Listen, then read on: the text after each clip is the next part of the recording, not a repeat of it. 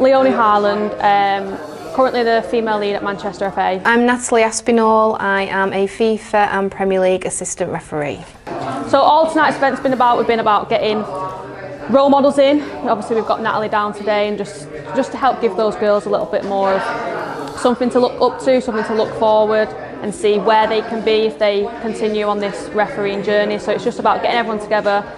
a nice supportive environment, and just allowing them to grow. I think it's really important that we've got access to events like these, because this is how we can learn, it's how we can grow, it's how we can develop, it's how we can put into practice things that other people perhaps have done, or find ways that may work for you as a match official, and then apply those to your game so that they improve and perform on the pitch, that allows them to get those promotions to work their way up the pathway in the men's and the women's football. I think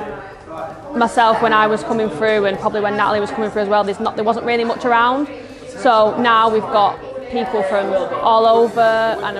especially tonight in terms of having people from different counties involved, it gives those girls a huge support system, and having those role models to look up to and want to achieve and be like, I think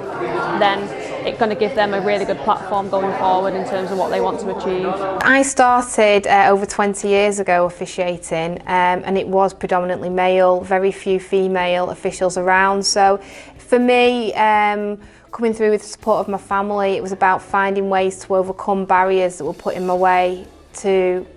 stop me from officiating, and it was overcoming them barriers and showing that there was a place for women in football, and in particular officiating. I think as years have gone on, and as women's football has improved, then we've kind of seen more females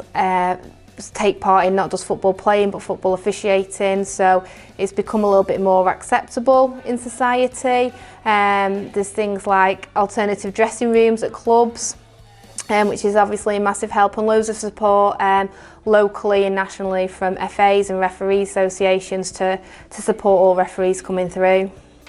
When you hear everything she's done and what she's gone through, I mean, you can't be anything but inspired really by hearing what she's got to say. So I think for any sort of young referee listening to what she's gone through, all those battles, struggles, ups and downs, and looking at where she is now because of that, then how can you not be inspired by that? And any young official getting involved, then they can only look up to her and want to be like her. A lot of the female officials that have come through the men's game are all quite close, because we've perhaps had the same obstacles, come across some perhaps issues that we've all helped each other come through. And I think it's really important, not just for females in refereeing, but for everybody in refereeing, to have a support network around you that you can ask questions to people to, get advice and get that support from, because I think as other match officials you can understand how somebody's feeling, perhaps if they haven't performed as well as they wanted to do, if there's elements of the game that they're struggling with, and finding those ways to help you improve and develop.